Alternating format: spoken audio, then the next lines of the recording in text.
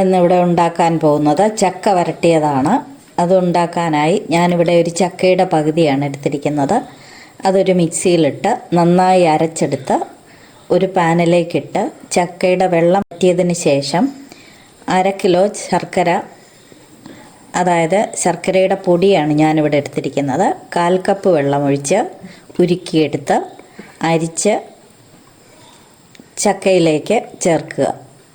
ഇത് നന്നായി ഇളക്കി യോജിപ്പിച്ച്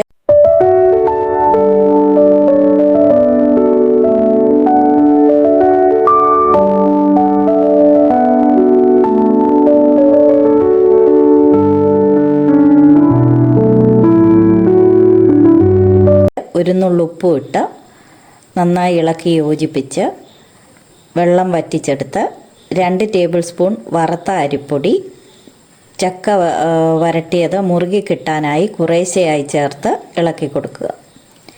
അതിനുശേഷം 1/2 ടീസ്പൂൺ ജീരകവും 1/2 ടീസ്പൂൺ പഞ്ചസാരയും ഇട്ട് 8 ഏലക്കായും ചേർത്ത് പൊടിച്ചെടുത്ത് ഇതിലേക്ക് ചേർക്കുക. ചക്ക വരട്ടി മുറുകി വരുമ്പോൾ നെയ്യ് കുറേശ്ശെയായിട്ട് ഇളക്കി കൊടുത്തുകൊണ്ടിരിക്കുക.